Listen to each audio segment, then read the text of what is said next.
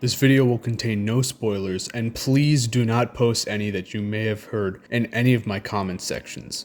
I've been able to see the film early, and as such we must respect the privacy guidelines before the film releases. Jurassic World Rebirth is the newest film entry in the Jurassic franchise, promising to be a back-to-basics story focusing on terror and living to the spirit of the original films. I have been incredibly privileged to have been able to completely see Jurassic World Rebirth early as part of Regal's Mystery Movie Mondays preview on June 23rd, over 2 weeks before the film's premiere on July 2nd.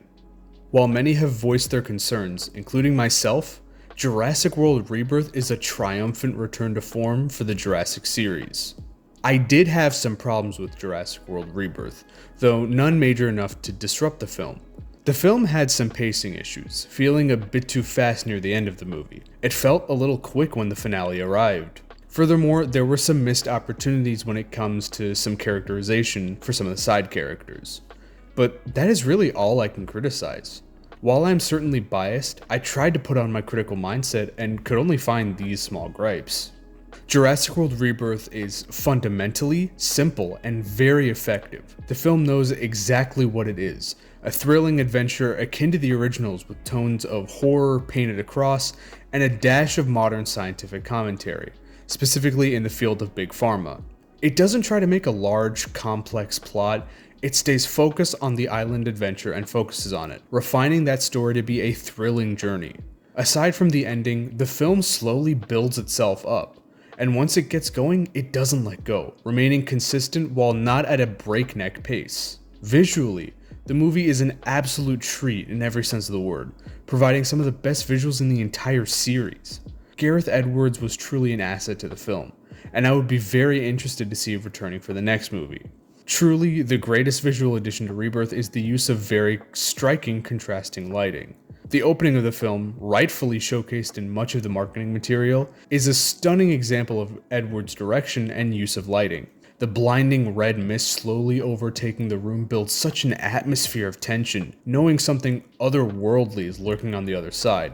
It's very alien-esque, and I feel this direction was absolutely best for Rebirth's return to focus on horror. The film's color palette is so vibrant, really embodying the tropical climate that this movie thrives in for the story. Furthermore, the wonderful lighting and color palette allows the designs to shine even more, actually showcasing their vibrant new colors. Just looking at Rebirth is so refreshing. It feels like a bright new breath of fresh air without compromising on the scarier elements of the film. It makes you fascinated and terrified of the jungles on Isle Saint-Hubert. The characters of the film, in keeping with Rebirth's priorities, are appropriately fleshed out in a way I felt we haven't seen from the series in quite some time. It's not necessarily Citizen Kane in terms of writing, but each of the main characters are afforded a bit of depth and have good character arcs. Certain characters go to dark places in their backstory, and it clearly manifests in their behavior during the film. They feel natural, well written, and most importantly, interesting. The characters are fun to watch on screen and have a good amount of chemistry between each other. The bond between Duncan Kincaid, Mahershala Ali, and Zora Bennett, Scarlett Johansson, is clear, simple, and felt. The history between these characters is well portrayed. Henry Loomis, Jonathan Bailey, acts as the group's conscience and has a compelling rapport with the mercenaries hired for the mission, as well as helping to support the film's commentary on how we handle biomedical advances in relation to capitalism. Henry Loomis, Jonathan Bailey, acts as the group's conscience and has a compelling rapport with the mercenaries hired for the mission, as well as helping to support the film's commentary on how we handle biomedical advances in relation to capitalism. However, for me at least, the strongest emotional center of the movie was with the Delgado family. The performances of the actors, especially of Manuel Garcia Rulfo as father Ruben Delgado, were well done, authentically portraying the idea of a struggling family who's going to be tested and grow closer through this journey.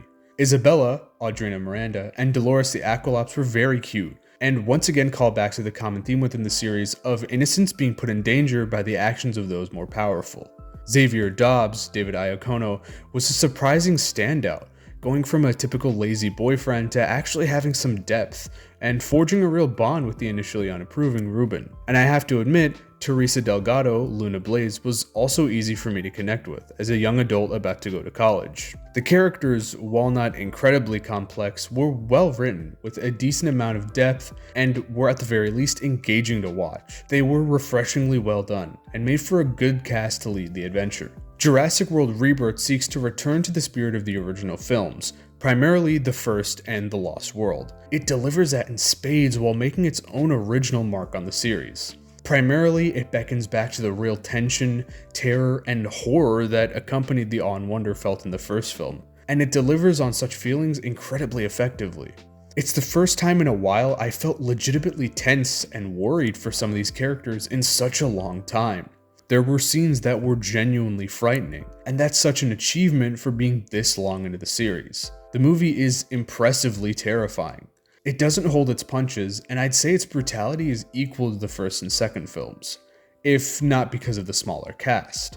The mutants in the film, while not saying too much as to avoid spoilers, were an especially effective agent in delivering this specific tone. Their bizarre and horrific nature is used to give us some really effective scares, without them being overly vilified. They don't take up too much screen time, and deliver on their purpose of being brand new, unique threats for the series.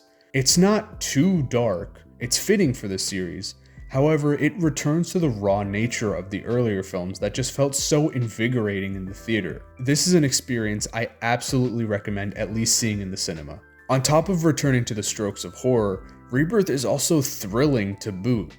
The movie is filled with action sequences, though not too many to the point where it felt too rapid and disorientating. Every single action sequence is memorable and terrifying, showing us the true power of these de-extinct animals.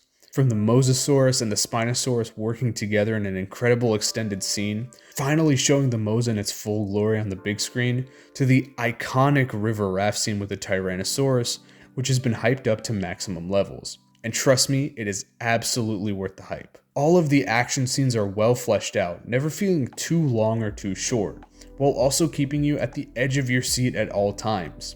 It is truly a thriller and always keeps you excited. There's not a moment to bore, nor a moment too fast. This also leads me to how Rebirth returns to form with its animals as well. The animals in the film are treated similarly to how they were in the original films. They're very naturalistic, behaving as real animals would. You can understand all of their behaviors.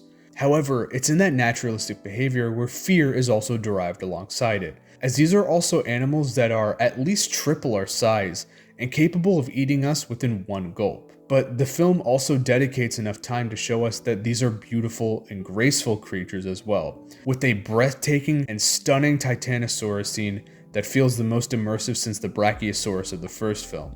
Finally, I'd like to mention how streamlined the movie is in terms of lore and accessibility. The movie is very light on lore, which may be a downside to some, but it also makes the movie very easy to get into. It's a great entry point for new fans who haven't seen the other films. The movie keeps the lore and world building very simple and to the point, leaving no mental gymnastics required, and focuses on making itself a worthwhile adventure. In brief, it's this culmination of these elements which come together to form a simple and very effective adventure that brings all the spirit of the original films, as well as its own unique additions. It's a truly refreshing and streamlined watch, and absolutely the right step for this franchise. This is, in my opinion, the best Jurassic film since The Lost World, and not just by default. Jurassic World Rebirth is a return to greatness.